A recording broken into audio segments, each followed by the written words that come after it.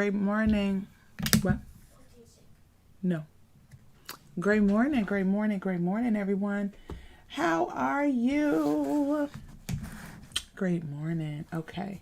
I see we are live because I see our live viewers. Listen, if you're watching the replay, good morning, good afternoon, good evening. I don't know what time of day it is, but I thank you for joining us. My name is Demita McGee. If we have never met before, I am the co-owner with my amazing husband of the Christian Business Academy Worldwide. And so we are an educational company who really focuses on helping people connect the biblical principles or understand the biblical principles that affect their finances.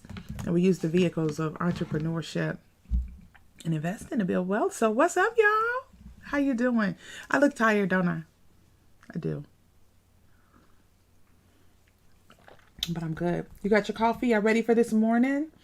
Welcome back, everybody. Great morning to you. Let's see, where am I going to join in watching you guys from on here?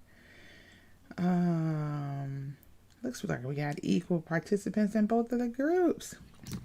Okay.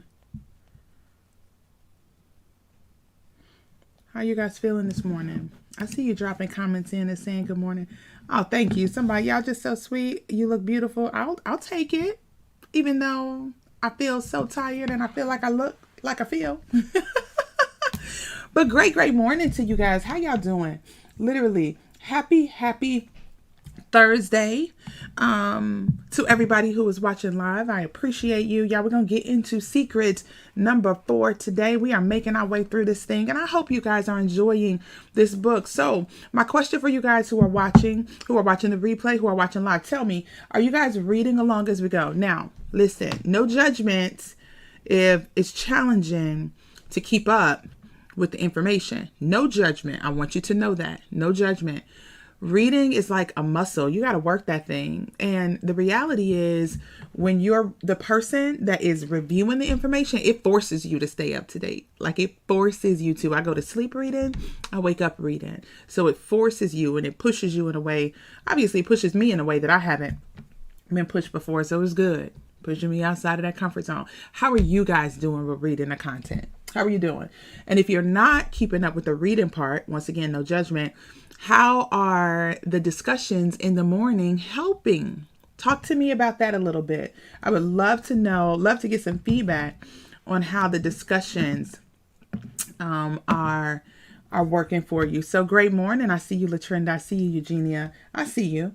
I can see you if you comment. And then, of course, I can also see if you've given StreamYard permission to share your name. So great morning to you guys. So give me some feedback. I want to know how that part is going.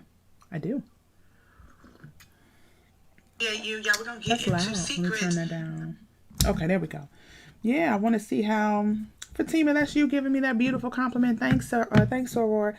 Felicia, great morning. Great morning.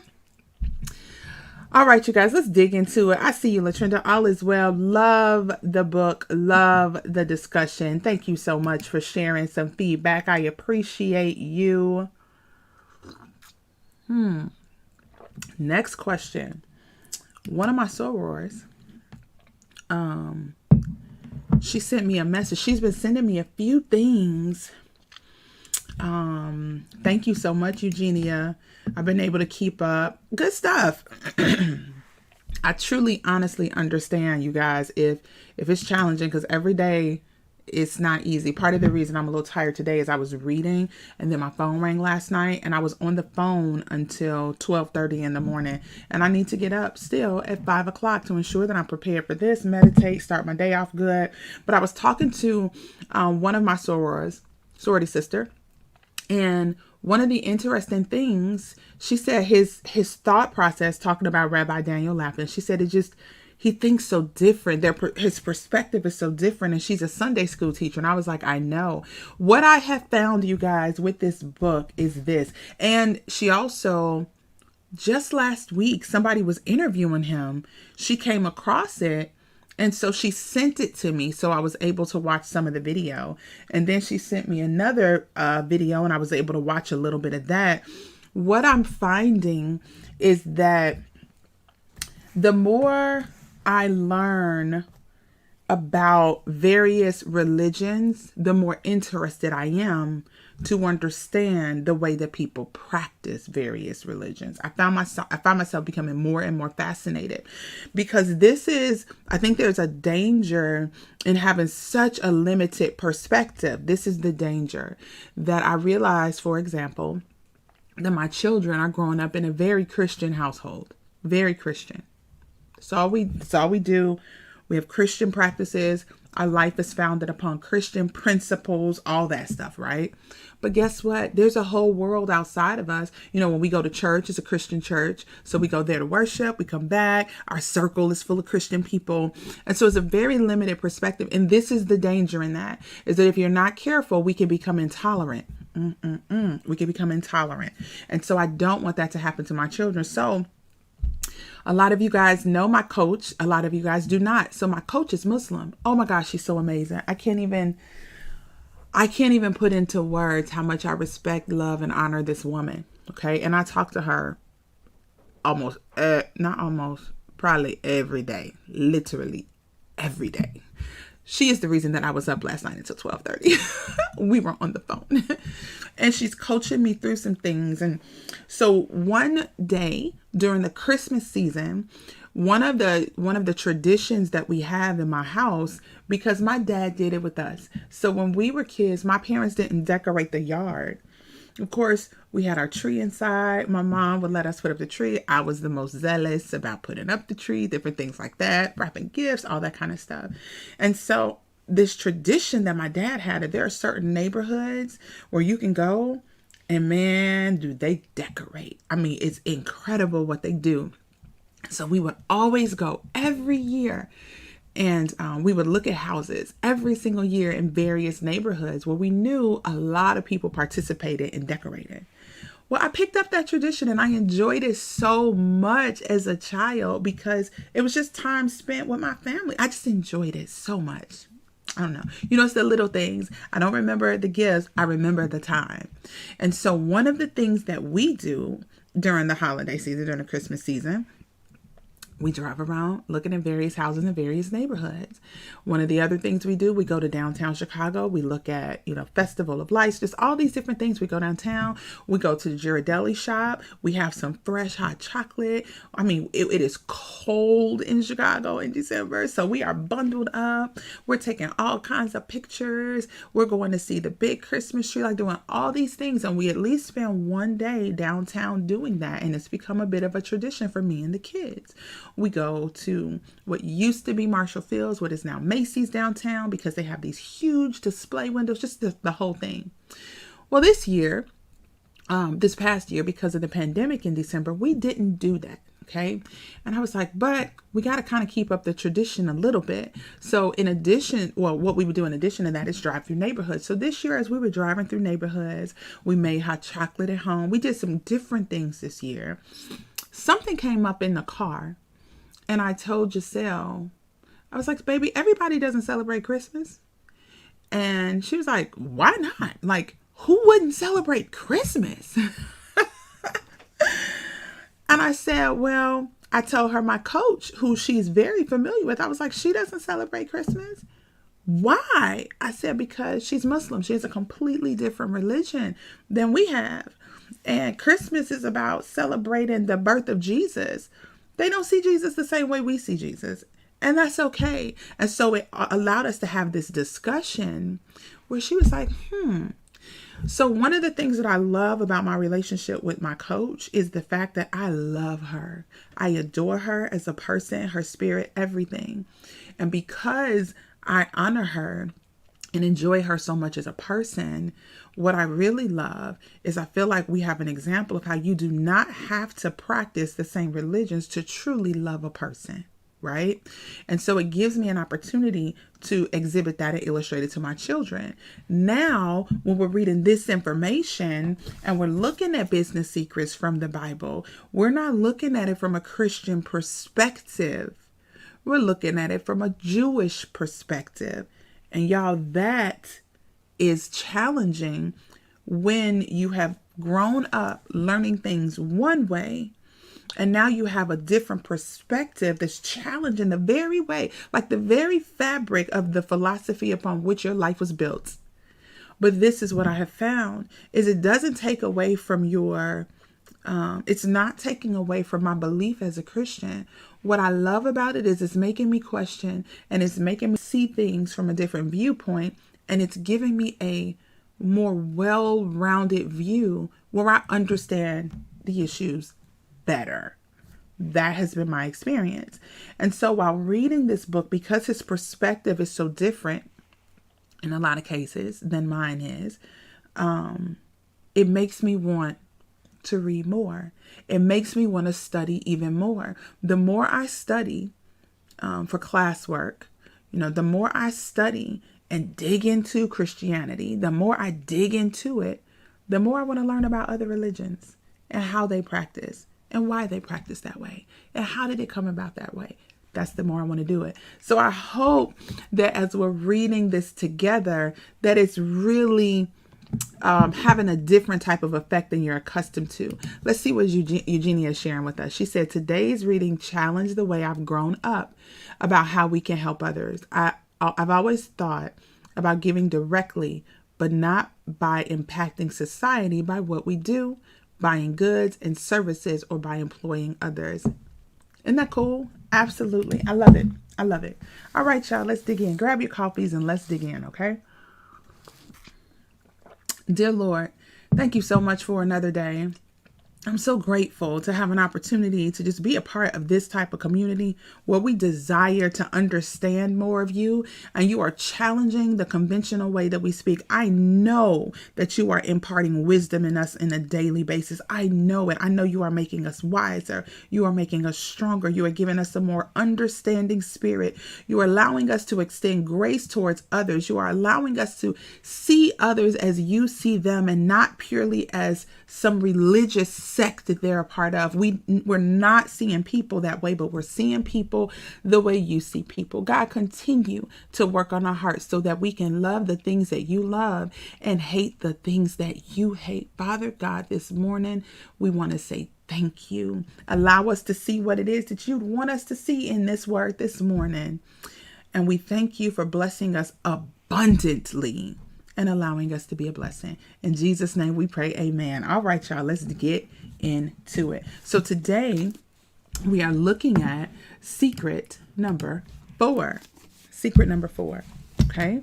We are officially on secret number 4, and we got a ways to go, you guys. Remember, we got 40 secrets. I'm so excited about this book, you guys. And so today is this. The universe was created for connection. The universe was created for connection. One of the things that I did, I don't know if you guys are like me, and because some of you guys may think kind of similar to how I thought, I wanted to start with this really quick.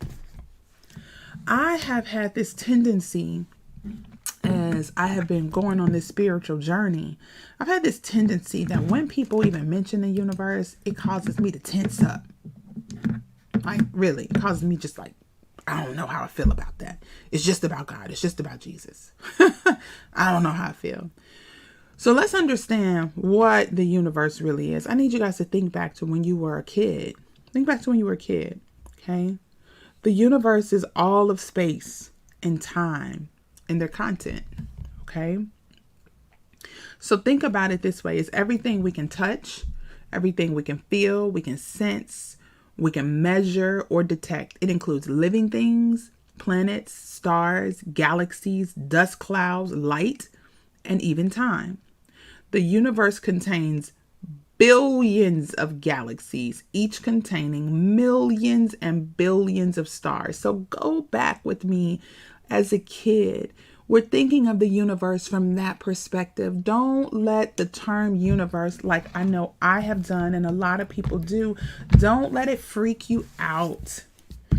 Don't think we're saying that your answers come from the universe. Don't think that. Think about when you were a kid and you heard about space and the stars and astronauts, and think about that. Okay, so I want to start with that. So when he says, and so what I want us to understand is that when Rabbi Lapin says the universe was created for connection, listen, God created the universe. He created it. Okay, God created the stars. We read that in Genesis during creation. He created all of that. So don't let that shake you. Think of it like when you were a kid, like all of this stuff is out there. Oh my God. There are other planets out there. I wonder if people live on those planets. Oh my God. Like think of it when you were a kid. Okay.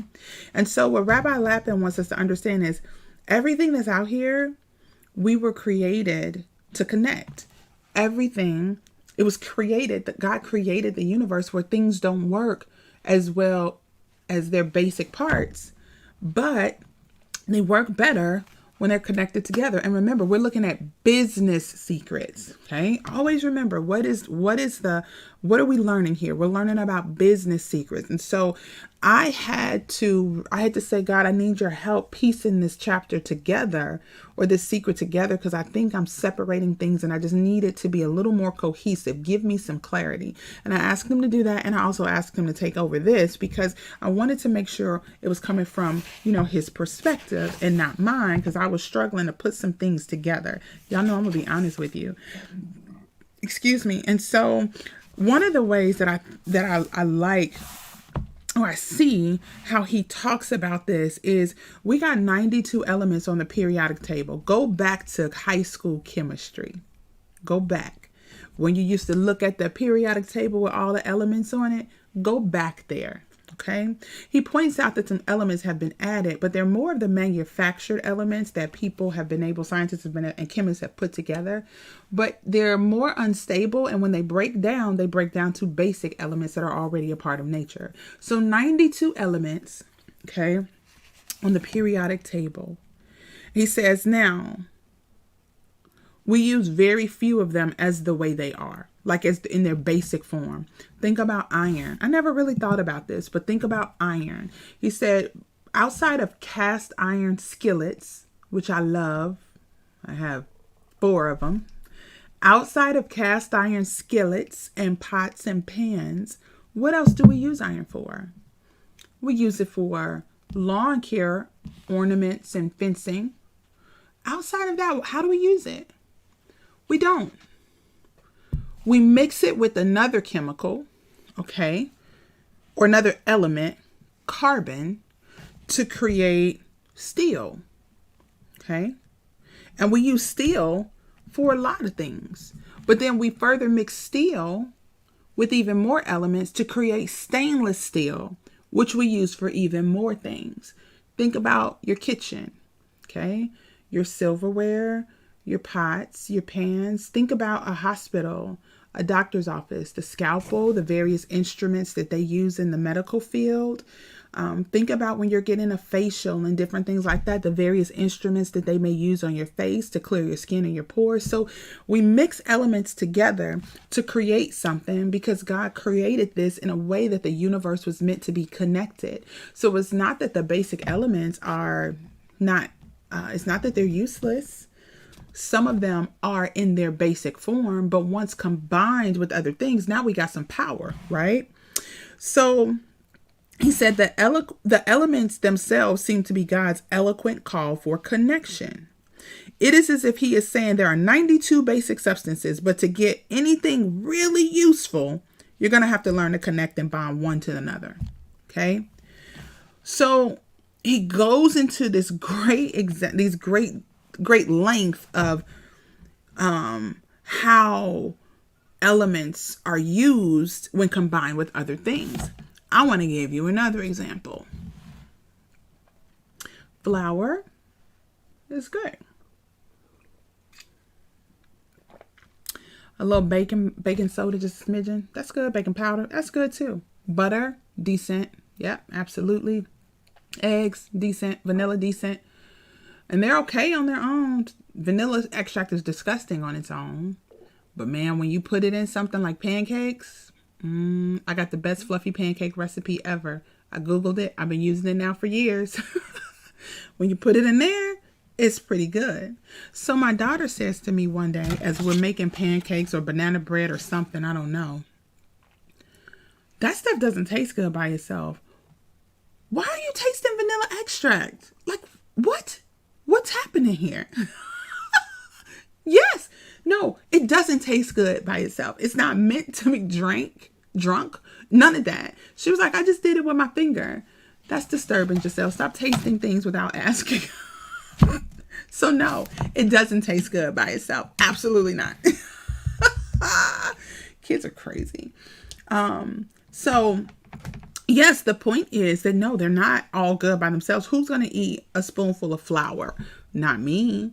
Who's going to eat a spoonful of baking soda or baking powder? Not me. But when you put them together and you form something like pancakes, cakes, cornbread, when you got cornmeal, now you've created something better because things were God created this universe so it could be interconnected. When we connect things together, we get better things. And one of the reasons we really got to think about that is because of this. Listen, he says to be a successful entrepreneur, useful to millions of people. You guys ready? Hear me clearly. I believe that this is like the core of this secret. To be a successful entrepreneur, useful to millions of people, and able to get rich, you don't need to invent anything new. You just need to think of yet another useful way to blend, mix, combine, or connect two or more existing things. God intended for us to find ways to bond, to combine, and to connect. You hear that? So the service that you provide right now, think about what it is that you do, what it is that you are trying to accomplish, whatever field, whatever industry, whatever business, whatever that thing is that you're doing right now. Have you found a way to usefully blend, mix, combine, or connect two or more existing things? Even in a service related industry, have you found a way to combine, mix, blend, or connect two or more existing things? If the answer is yes, that is where your success is going to come from. Yes, that is powerful. Absolutely. And it helps give perspective because oftentimes we're trying to come up with the next big new thing, the next big new invention, but that's not what you need. What we need, I want you to think about one of the most powerful tools that businesses use today. And if you haven't used it as a business, you don't understand how powerful of a tool it is. That tool is Facebook.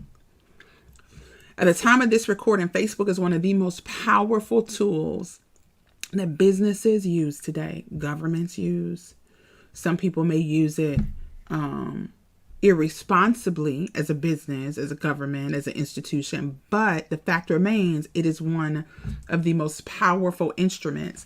Now I want you to think about it. Is Facebook the very first social media platform? Did Mark Zuckerberg discover social media? No, he did not. What he did was he took an existing concept, he tweaked it, he made it better. And then when he made it better, he started to combine elements that already existed. Advertising already existed. But for the average business owner, print media, print advertising was too expensive. Think about how much it costs to get a 30-second spot on Super Bowl Sunday. The average business owner, they can't afford that. So what does that mean? That means that they're not going to be able to get in front of the millions and masses of people. Think about just getting into print media. If you want to get an ad in a magazine, think about if you want to put an ad on a billboard. Think about if you want to get an ad on a radio spot, and not just any radio spot, because it's going to cost less to get on the radio, to get an advertisement on a show nobody listens to, but it's going to cost a lot more to get on the radio and pick a spot on the most popular station, on the most popular show in your market. Think about what is one of the radio stations. Think about like the top 2 to 3 radio stations that target your audience where you live. And now I want you to think about how much it could possibly cost to do one of those commercials on there. It's going to be a lot more economical to do it on a radio station that a lot of people don't listen to. But guess what the problem is? A lot of people don't listen to it.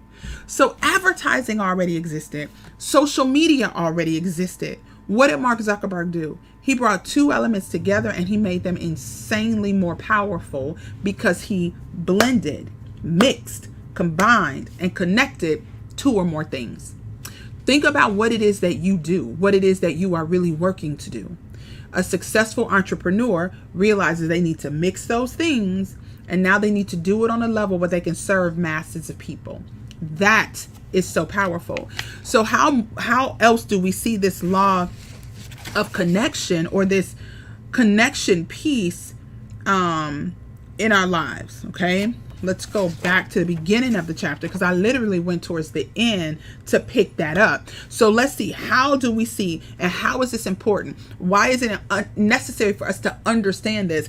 Because listen, he points out that there are certain things that are in place that you cannot avoid. See, if God created the universe so that things could connect, you trying to work against it, it's futile and it's painful, and it makes your business efforts even more challenging. What if you worked within the laws, these universal laws that God created? So God created this universe, and in addition to that, he created things to be connected. So what if you worked within that instead of trying to figure out a way to circumvent that process? What if you just worked within it? Okay. So for example, he talks about, rolling a 50-gallon drum of water, pushing it uphill, like pushing it, right? Can you imagine pushing it? Like you're literally walking, holding, pushing it. It's 50 pounds. First of all, that's difficult. Well, guess what you're working against? What's working against you? Gravity is working against you. It's a lot easier to roll that bad boy downhill. And guess what happens? You don't have to do any work. It just goes. So he said, you're free to attempt whatever you want. Just know fighting forces larger than yourself is likely to end in failure. That is why it's so powerful and so important to understand some of these basic principles. Because see, when you don't understand, when you don't know, you're doing things that are counterproductive, not understanding that they are counterproductive. That is why I think we talked about yesterday, touched upon our circle. I know we have in the last 4 days, touched upon our circle. And when we want to learn more, we need to expand our circle, because some of the answers we're looking for are not in the circle that we're a part of right now. Okay. So understanding that there are forces larger than yourself. And when you try to fight those forces, you're just making it harder. Success is always, not sometimes. Success is always, not most of the time. Success is always, not the majority of the time, but always more likely when you are swimming with the current rather than against it. So yes, there are times when you are fighting a cause and there's a principle, like there's something important. And so in that case, you got to go against the tide.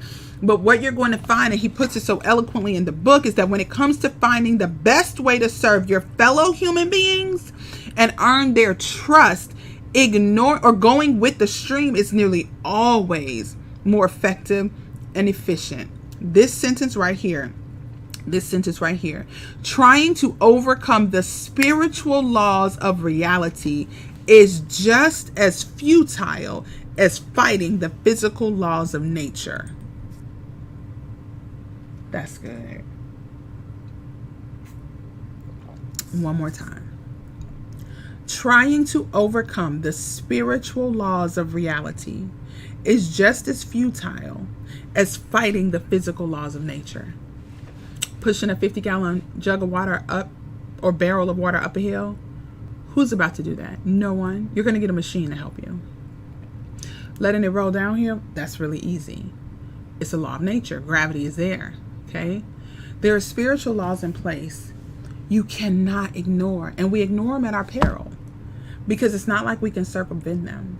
One of my favorite sayings is, just because you don't know the rules of the game does not mean the game does not exist. You guys, we are part of this life. Okay. Just because you don't understand, or just because we do not understand the principles that affect us, because we're affected by all these principles, just because we don't understand them does not mean that we're not impacted by them. So it is a powerful thing to understand what impacts us so we could go with the current and stop swimming against it. What is it that would make me a more effective business owner? What would make me a more effective entrepreneur? Oh, understanding that there are laws in place that are affecting my business. And when I understand these laws, when I understand these principles, going with them, working with them, not trying to counteract them, because that's not going to work. It's not going to work. Okay. Listen to this. Connecting with people makes for a better life. This is a law that is inextricable from the natural world. Trying to achieve happiness and fulfillment while remaining isolated from others is as futile as all other attempts to defy nature's laws. God clearly wants us to connect with one another. He wants us to be obsessively preoccupied with serving one another. He wants us to provide for one another's needs and desires. Cynics may denounce monetary motivation as greed, but that's false thinking. The virtue of service is in no way compromised or diminished by the monetary reward received from doing so. Let's talk about this. Y'all, this is important because, see, in a lot of cases, I talk to people as a business coach for the last 5 years. This has come up quite a bit. A lot of people are afraid to ask for money. They're afraid to ask for payment. And so what ends up happening is you just give away your time. You give away your services. Now, I'm not opposed to giving away value. We do it all the time. That's what this is. This is giving value because it's important to give value. God called us to serve one another. But you got to eat. You have to eat. Like, you have to eat. Okay? And so God incentivizes us, okay, when we provide even more value. He gives a really great example in this book, a really good example, where he talks about a gentleman named Godfrey. He gives him a name. And what Godfrey does is he needs $100, where there's somebody who it's like his last $100, and he loves being able to help people in need. So he's going to give the 100, and he's not going to worry about what he needs, but he's going to give Godfrey the $100. That's person number one. Person number two can not only give him $100, he can give him 1,000. So he can give away 1,000. And in addition, he understands like taxes. So he's able to get incentives as a business owner to give away $1,000 and receive it as if you've never done it. And what he'll receive in turn is $1,100 as a business owner. So he's giving Godfrey 1,000, 10 times more than he asked for or he needed. But not only did he give him the $1,000, in addition to giving him 1,000 as a business owner, he's figured out that not only was I able to give 1,000, but based upon some rules, and I know how to work this thing, I'm gonna get $1,100 back, $1,100 back as a business owner. Now, who is doing more good? It's so easy to say the person who gave their last 100, because we connect things emotionally and morally. But I think it's clearly we can see that business owner who gave him $1,000 really gave him a lot more physically valuable money that he needed. For some reason, we have connected mistakenly that when people benefit from something, it's less virtuous. It's not as much of a good deed. Why? Why have we done that? Why is it not a good deed? Because the person who gave the 1,000 was able to receive $1,100 back, so he benefited. But it was really good for the man that gave his last $100. Why is that? Even though we all know in this example, Godfrey got more money from the business owner. Why do we do that? Why? Where did that come from? How has that happened? As a business owner, as a business coach, I spent so much time helping people understand you got to charge for your services, and you need to charge the value of the worth of it. You're not charging people for the time you put into something. You're charging them for the value that you give. So let's say you create a program. Let's say you want to charge $1,000 for that program. But the idea of asking for $1,000, you feel some kind of way. You don't know if you can do it. You know, like, oh my God, I don't know if I can ask for 1,000. I don't know if I can. You can. That's one. But this is always the advice that I've given. Always the coaching that I've done. If you have a product or service that you have created, okay, and this works a lot for service-driven entrepreneurs, and you don't feel like you feel uncomfortable charging $1,000 for it, then I say before you reduce your price, because I know it's a mindset thing, before you reduce your price, actually, I won't let you reduce your price. This is what you need to do. You need to add more value to whatever it is you're giving so you feel like it's worth $1,000. Because I need you to get accustomed to and comfortable receiving larger sums of money. I need you to get accustomed to it. So let me repeat that for my entrepreneurs in the back. If you provide a service, okay, let's say you provide a coaching service of some sort, because coaching is a really popular industry. Counseling services of some sort. Whatever it is that you provide, you are not allowed to drop your prices. You're not. No. What you must do, because you got to break that thing internally that makes you feel like I'm charging too much, because you are worth what you're charging. Okay. You're probably worth a lot more than you're charging, because a lot of us undercharge. So if you think 1,000, 9 times out of 10, your program is more like a $5,000 program. And so when you do that, let me tell you what you do. You put more value into the program until you feel like it's worth the number that you want to charge. That will help you break that thing and get comfortable, because see, somebody's going to pay it. I remember the first time I had someone who was like, yep, I'll pay you $1,000 a month. And I remember when I was on the phone with her and we were doing what I call a discovery call. That's where we get to know one another. I check to see, listen, am I a good coach for you? I've had to tell a couple of people I'm not the right coach for you. I can't really help you with what it is that you're looking for. I've been able to recommend other coaches, but I knew I wasn't the right person. That's the purpose of the discovery call. First of all, are you the right client for me? Do you set my soul on fire in a good way that I look forward to every single time we get on the phone, every single time we get on the Zoom? I can't wait to talk to you. Or are you the person that when we get on the phone or a Zoom, I'm like, oh my God, I got to talk to them right now. That's not the client I want to work with. Okay. And so I remember her telling me, she said, Demita, I didn't care what number you said. Whatever it was, if I didn't have it, I was going to figure it out. I was like, wow, that's amazing. Now, I felt that way about others. It didn't occur to me that someone would feel that way about me. Okay. So when you are putting together business packages and deals and programs, I want you to build more value into the program so you will still charge what you want to charge for that program. Why? Because you need to understand that you don't give away thousands of dollars and charge 100. Let me tell you what happens when you do that. Okay. This is real talk. I'm telling you from experience. When you do that, you do not look forward to talking to that client or that customer. You get frustrated because you realize you're spending so much time in it and you're not getting anywhere near what you're worth from it. And you learn to increase your prices or adjust your timing a little bit. You learn to increase one or decrease the other, but you learn to make adjustments, which are really important adjustments to make. That was just some free coaching, y'all. Hopefully that was helpful. Great morning, Laskaya. How you doing this morning? Okay. So hopefully that was helpful. So he says that people have adopted the mistaken view that benefiting from the good one does somehow diminishes the virtue of your good work. He talks about how as a philanthropist, just taking up a career in philanthropy, he said it's really hard for some people to try to figure out how to give away these large sums of money. The Bill and Melinda Gates Foundation, do you know that they were to distribute, this is crazy, they must distribute more than $3 million per day? That's a lot. A day? What? And it has a lot to where it's maintaining your charitable foundation status. $3 million a day.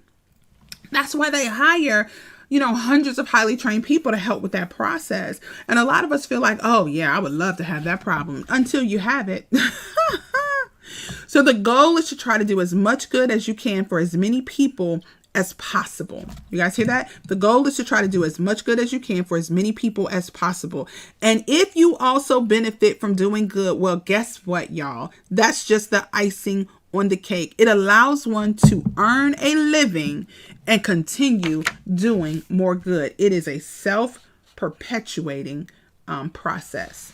That means that as you do more, you get more.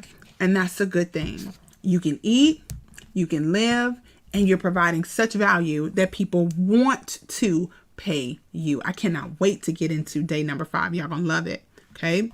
Now, wealth, I love this, is God's way of incentivizing you to do exactly what He wants you to do, which is to care obsessively about satisfying the needs and desires of His other children. You guys, that's so good. Should you live your life either ignoring others or filled with disdain towards them, the likelihood of you prospering is very low. I'm going to read that part again and tell y'all about an experience that I just had yesterday. Should you live your life either ignoring others or else filled with disdain towards helping them, the likelihood of you prospering is very low. Let me tell you, I was helping a young lady yesterday, and it was so interesting that one of the, I'm always amazed in my industry how many people do not want to help other people. But yesterday was the first time that I actually heard somebody say, I'm not concerned about anybody else, the way that the person said it. Specifically, he shared, his words were, I'm going to just be 100. I don't give a F about anybody else. I really just want to do good for my family. I was like, wow. What we don't understand is when we feel that way, we don't understand that goes against all spiritual law. All spiritual law. So your lack of being interested, and it's one thing for it to not be a priority. It's something else for it to be the badge that you wear that says, this is who I am. I don't give a F about their family. I care about making money for my family. That's it. I want you to think about that for a minute. The very first principle in this book, or first secret in the book, God wants us to be obsessively preoccupied with the needs and desires of His other children. When you learn how to provide more value, guess what happens? You get paid higher. I want you to think about this for a minute, y'all. Think about this. In a company, you can pick a large company. Therefore, we can think about a company that has a CEO who's taking care of a large organization. Let's say huge organization, big company. In that company, there is somebody, okay, that is earning $15 an hour. Somebody earning $15 an hour. In that same company, large organization with a chief executive officer, somebody else is making $70,000 a year. So we have someone who's making $15 an hour. Okay. We have somebody else who's making $70,000 a year. Let's find out really quick what $15 an hour is, because I don't know. It is 15 times 40 hours times 52 weeks. We got 31,000. So someone in this company is making $31,000 a year. Someone else in this company is doing a different job, but they're making $70,000 a year. So more than half. Yet there's someone else in this company, okay, that is earning $10 million a year. Okay. So we know the person who's earning $31,000, we know that they're making $15 an hour. The person who is making $70,000 a year makes $33 an hour. So we got $15 an hour. We got $33 an hour. And then we said 10 million.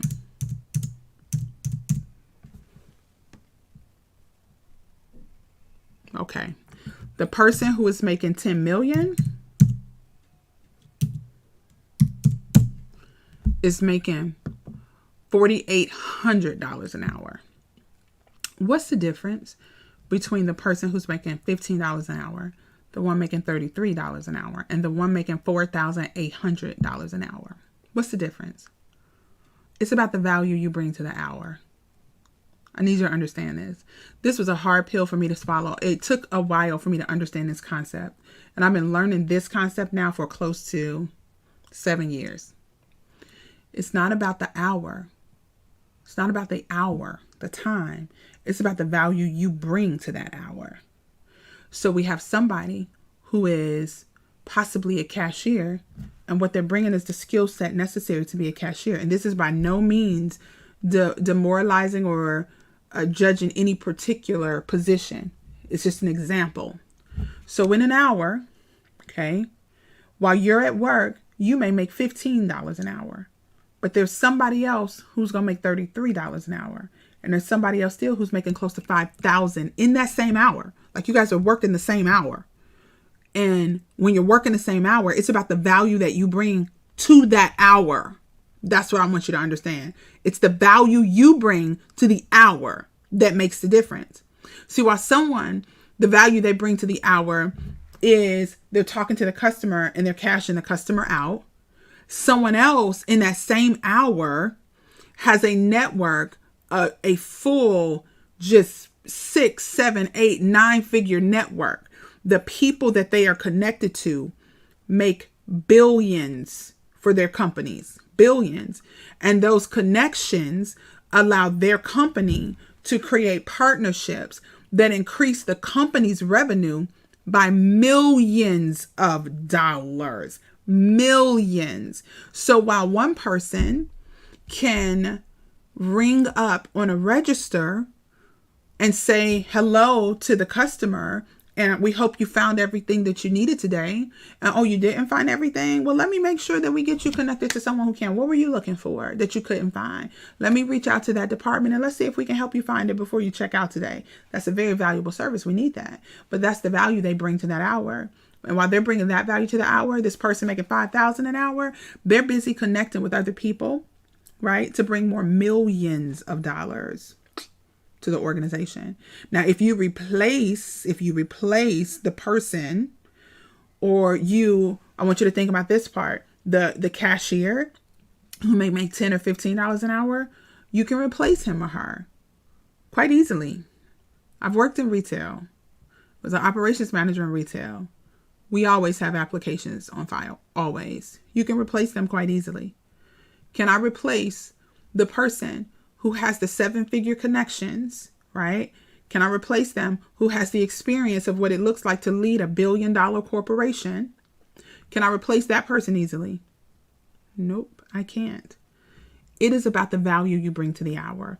You want to make more? Become more valuable. That's the point. It's not about the letters behind your name.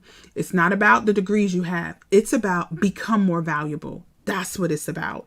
When you become more valuable and bring more value to that time, what happens is you get to serve more people. The more people you serve with the value you bring, and you do it in a specialized fashion. We covered that also in the last 4 days. You do it in a specialized fashion, bringing a lot of value to a lot of people. Guess what happens?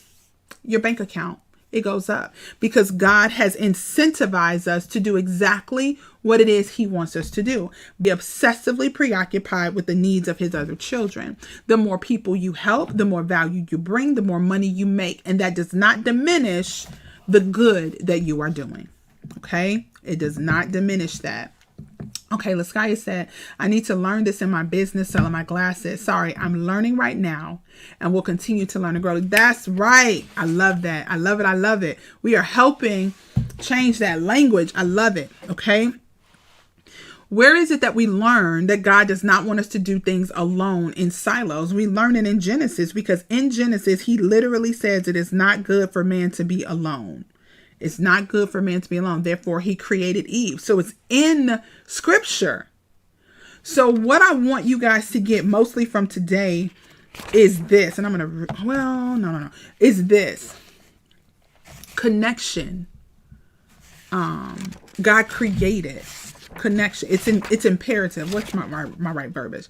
The universe was created for connection. Nothing was meant to work in silos alone. So if you want to be an effective and well-paid entrepreneur and successful, and by successful, remember, this is what we mean, the progressive realization of a worthy ideal. That is how Earl Nightingale describes and defines success in his book, or in his talk, The Strangest Secret. You can get it on YouTube and you can listen to it. What does that mean? That means I have a goal and I'm working towards acquiring it. That's what success means. It doesn't mean a certain amount of money. It doesn't mean a certain amount of status. It means that whatever that goal is that you have set out for yourself, whatever that is, as long as you are working to achieve it and acquire it, you, my friend, are successful. And so a successful entrepreneur, they have found a way to be useful to millions of people, or hundreds or thousands, whatever that is for you. They found a way to help them by combining, connecting, blending, mixing two or more things together. We are meant in this universe, things are meant to connect. We have elements, the basic elements that make up so much of our continent, so much of our country, so much of our planet. The basic elements still need to be connected in order for us to get some of the things that we use every single day. We breathe in air, we drink water. They're all combined elements. We use plastic, combined elements, wood, combined elements. So a lot of the things that we use have been combined to create what it is that we can actually use effectively. Your business is no different. What are you combining? What are you combining? So let's go through really quick, y'all. What have we learned over the last 4 days? And we got one more day this week, and tomorrow. Yeah, tomorrow was impactful for me. I can't wait to reread that one. Specifically, secret number 1, God wants us to be obsessively preoccupied with the needs and desires of his other children. Secret number 2, an infinite God created us in his image with infinite imagination, potential, creative power, and desires. Wow. Secret number 3, humans alone possess the ability to transform themselves. And secret number 4, the universe was created for connection. Y'all, we're going to bring this thing home for the week. The very first week of the book was secret number 5 tomorrow. Making money is a spiritual activity. Man, that secret right there, it blessed my life so much. Oh my God. If you have this book in your hand, I cannot wait to see how you feel about secret number 5. Thank y'all. We made it through 4 secrets. I appreciate you so much for hanging out with me. LaSky said I should receive my book today. You will. I'm praying that you do. And then guess what? You can catch up on your reading on the weekend because believe it or not, we're not super far in the book. The end of secret number 4, guess what? That ends on page 27. One of the things I love about this is it's easier for us to build our reading muscle with this book because most of the secrets are not 20 pages long. They're 4 pages, 5 pages, 10 pages and less. Okay. So good stuff. You guys have a terrific, just uberly productive Thursday. Thank you so much for joining me on these calls. Thank you so much for hanging out with me and reading this book. I believe that our businesses are going to be transformed in an amazingly good way. And so today, what I want to challenge you to do, this is my challenge for you today, is I want to challenge you to go give some value today. So every day, you guys see, I do my best to provide value in the morning. Okay, to share this information. What I want you to do is I want you to go and see how you can provide some value today. Is it a video? It may not be, but what is it? How can you provide value? Is it reaching out to any of your current clients, current customers, and just what value can you provide today? I want you to challenge yourself and think, what additional value can I provide today? Because I know that the more value I provide, I know that God wants me to be obsessively preoccupied with the needs of his other children. And so I'm going to go out there and I'm going to provide some value for them, right? That I haven't done before. And I'm not going to ask for payment in return because I know that overall, God's going to pay me. I know it. I may not get that check from them, but how can I provide value for God's children and make them the most important thing and not me the most important thing? I want to challenge you to do that today. Okay. Have an amazing rest of your day. I will see you guys here tomorrow as we wrap up week number 1 and our first 5 secrets in Business Secrets from the Bible. Bye, y'all. See you later.